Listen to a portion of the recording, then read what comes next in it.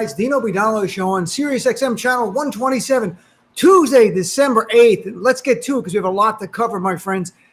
First of all, a short time ago, the U.S. Supreme Court denied Trump's ally, Congressman Mike Kelly in Pennsylvania's application to overturn the election in Pennsylvania and disenfranchise millions of voters because it would help Donald Trump. Bad for democracy, but they didn't care because it's part of their coup. And, there was something else happened today, two big things, one more troubling than the other. In Arizona, we saw Republicans there actually call for violence. And I'll document it in a second. It's not surprising. You have to understand, when white supremacists or fascists, when they have their power threatened, violence is what they go to when they can't get their goals peacefully or they fear losing power. And that's what's going on with the GOP. I can assure you the Arizona GOP will not be the last state party to call for violence. That's what the GOP is about right now under Donald Trump. But another effort, this lawsuit filed by the Texas AG, Ken Paxton, who, if you don't know him, he's under indictment, literally under indictment for the last 5 years for securities fraud. They've had no lawsuit, no court hearing yet. And we just learned a couple of weeks ago that he's being investigated by the FBI for bribery. Somebody wants a pardon. That's what this is going on. So Ken Paxton filed this ridiculous lawsuit to sue 4 other battleground states. He's in Texas. He's suing other states and try to take it right to the Supreme Court. As numerous constitutional law experts pointed out today, Texas has no standing to do this. This case is going nowhere. It's garbage. Some call it dangerous, and I understand that. And why they say it's dangerous, I get the sense it's furthering this narrative that somehow there's all this fraud going on and nobody in the court system will do anything about it. The fact that today the Supreme Court just refused to even hear the outrageous case in Pennsylvania, and this is even worse, this is going nowhere. It's that crying sound you're hearing is Trump and Trumpers. I'm sorry, Trumpers, get over it. The Trumpers have BDS, or as I call it, Biden derangement syndrome. They can't stop it. They can't help themselves. So let's talk about what's going on, though, in Arizona, which, what's happening with that lawsuit is more long-term concerning. This is more short-term. Today, we woke up to tweets from last night on the Arizona GOP, their official account. This is not some random account. This is blue check, verified on Twitter. And first they had a tweet when they had this guy, Ali Alexander, who's one of the Stop the Steal people, saying, "I'm willing to give my life for this fight." And then they put above that, "He is, are you?" Stunning. And then, by the way, Ali Alexander is a 2-time felon convicted for credit card fraud and known for making anti-Semitic remarks. And the GOP in Arizona is amplifying him because that's who the GOP is. It's a party of criminals, anti-Semites, anti-Muslim bigots, anti-LGBT bigots, racist, and white supremacists. Then the Arizona GOP, right after that, tweeted out a clip from the movie Rambo. And in it, it says, "This is what we do, who we are, and we're going to die for something." Literally saying we're going to die for something. Now, that clip on its own may not have been meaningful, but when it came after the other tweet of Ali Alexander, it was very clear what they were saying, that their goals are, they will use violence. Are you willing to die for Donald Trump? And just be clear, on their Twitter feed, it has big words, "Fight for Trump." Not fight for the United States of America, fight for Trump. That's what they're about. Their loyalty is to Donald Trump. Look, no one should be surprised the Arizona GOP is openly calling for violence to keep Trump in power. History tells us white supremacists and fascists always will resort to violence if they fear that their power is threatened. And this is simply another example of it. I'll give you 2 things. First, white supremacists. Look at our history of our country. It is filled with attempts by white supremacists who feel threatened by black voters during the civil rights movement in the 1960s, literally killed black people, beat and killed black people and their allies. I mean, Selma Bridge in 65, Bloody Sunday in 1964, the civil rights activists in Mississippi, in Philadelphia, Mississippi, who were killed. There were 2 white allies and an African-American there to register voters. That's what they are about. And even before that, right after the Civil War, the Klan, when black people were voting and even black people were winning elections, they unleashed what is called the Reign of Terror, which they went around and slaughtered black people, hung black people, lynched them, even attacked their allies.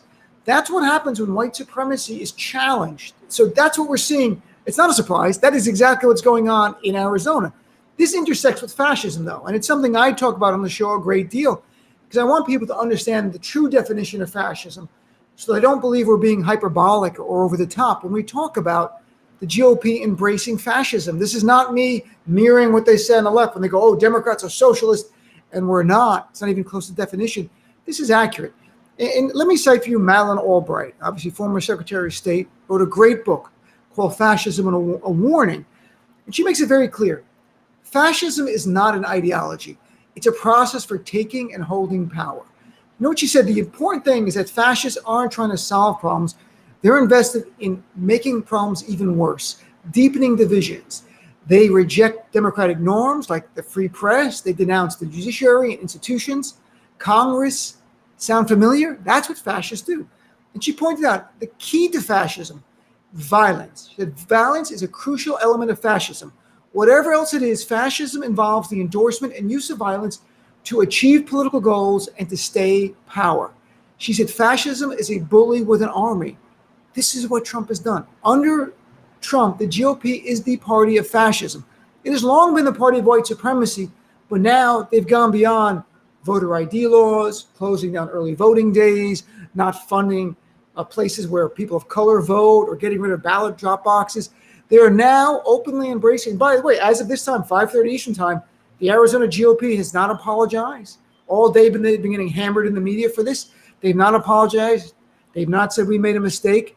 They're standing by it. Expect more of that. It will be a small subset. I'm going to be honest. There's not going to be a civil war.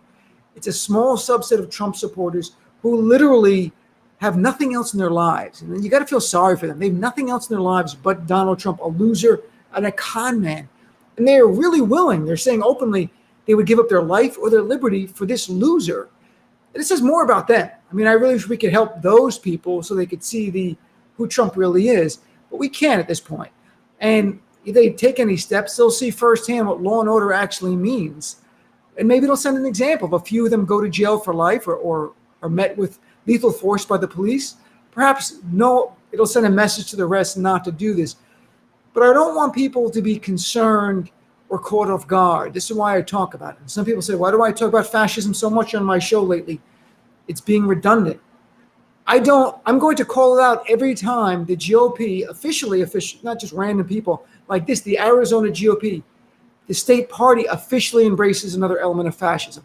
I'll do it over and over again because I don't believe silence is going to push back a fascist coup. I don't think taking the high road is the approach when you're dealing with fascists. I think pushing back hard, calling it out, being prepared for the fight. I don't mean a physical fight. I mean one based in the media and calling it out, calling law enforcement. If you see something concerning your neighborhood from Republicans, do not hesitate. Call the police, call the FBI, let them be investigated. There's nothing wrong. If you have good faith basis to make the call, you're not doing it just for political reasons, that would be wrong.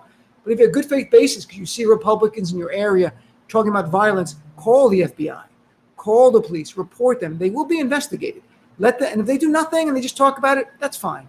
It's America. You can talk about it.